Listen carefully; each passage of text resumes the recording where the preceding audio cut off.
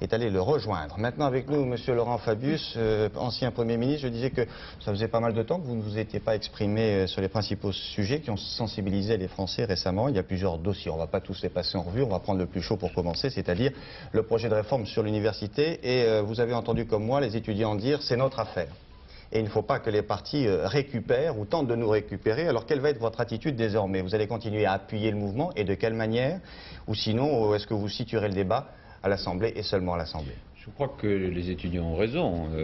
Il ne faut pas récupérer les choses, ni avoir une attitude hostile. Ce mouvement a démarré par les étudiants et par les lycéens. C'est un mouvement qui n'est pas politique au sens propre, même s'il est culturel et s'il concerne des millions de gens. Donc je crois que nous pouvons avoir notre attitude au Parlement, mais rien de plus. Vous avez une attitude curieuse. Vous soutenez ce mouvement qui se prononce contre la sélection, alors que Jean-Pierre Chevènement, sous votre autorité, s'était prononcé pour la sélection et pour l'augmentation des droits d'inscription. Non, pas du tout. Il y a trois questions qui ont été soulevées, trois questions principales. Moi, je vais vous dire ma position de manière tout à fait nette. Bon, la première question, c'est celle que vous avez rappelée. Est-ce qu'il faut sélectionner ou pas le nombre d'étudiants à l'entrée? La réponse est non. Bon. Deuxième question, est-ce qu'il faut oui ou non augmenter les droits d'inscription? Moi, je pense que si on augmente les droits d'inscription, eh bien, on crée une espèce de ségrégation. Troisième question, est-ce qu'il faut que les diplômes soient nationaux ou bien est-ce qu'on peut accoler, comme c'est le cas dans le projet, l'université, le nom de l'université, au risque de faire des bons diplômes et des mauvais diplômes? Je pense qu'il faut garder l'égalité des choses. Alors voilà, le projet, sur tous ces points, est en opposition avec ce que je pense. Maintenant, il semble qu'il y ait certaines ouvertures. Mais il reste une contradiction. Parce que si on revient sur tous ces points, à ce moment-là, le projet n'a plus de raison d'être. Donc, autant le retirer. Monsieur Fabius, vous dites que vous êtes contre la sélection. Sur ce plan, vous soutenez les étudiants. Or, si je peux me permettre, vous êtes tout de même, vous, un symbole de la sélection. Après tout, vous avez été une bête à concours. D'ailleurs, vous l'avez souvent dit. Oui. Et vous avez dû tout le temps de vos études, en tout cas, vous bagarrer pour gagner. Alors, est-ce que vous en seriez là aujourd'hui?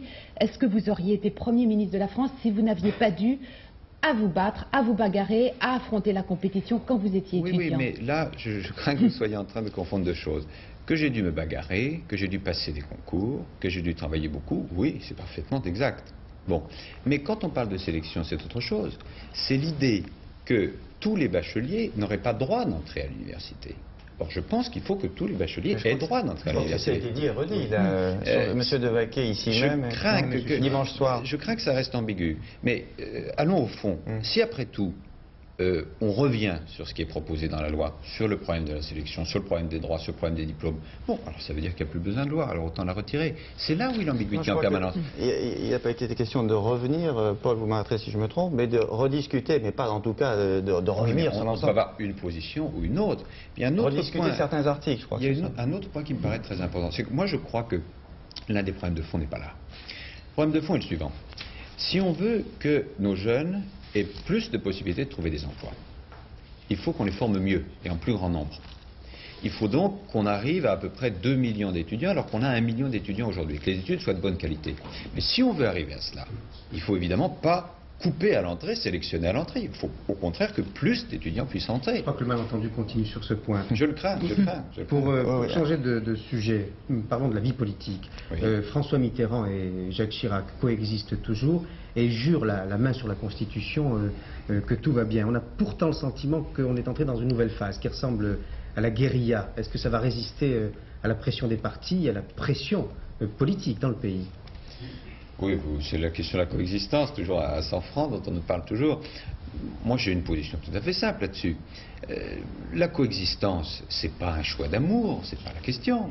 Bon, il se trouve qu'au mois de mars dernier, les Français ont voté dans un certain sens.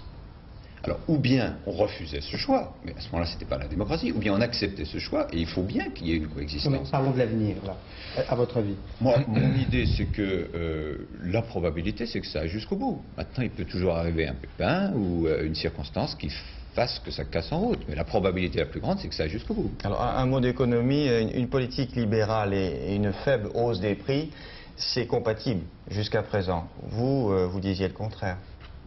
Écoutez, puisque vous parlez des prix, rappelons quand même une chose qui est peut souvent rappeler, quand M. Barre avait quitté le pouvoir en 80, avant 81, il nous avait laissé 14% d'inflation. Quand je suis parti de Matignon, il y avait 2%. Bon.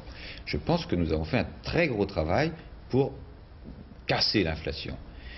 Nous avons actuellement une petite poussée d'inflation. J'espère qu'elle va s'arrêter. Mais le travail que nous avons fait pour éradiquer l'inflation de la mentalité française, je crois qu'il est durable.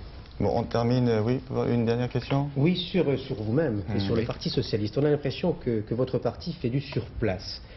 Pas un mot sur un projet, pas un mot sur les alliances possibles en cas de reconquête du pouvoir. On a le sentiment que vous cristallisez uniquement sur la présidentielle. Non, si c'était le cas, ce serait très mauvais.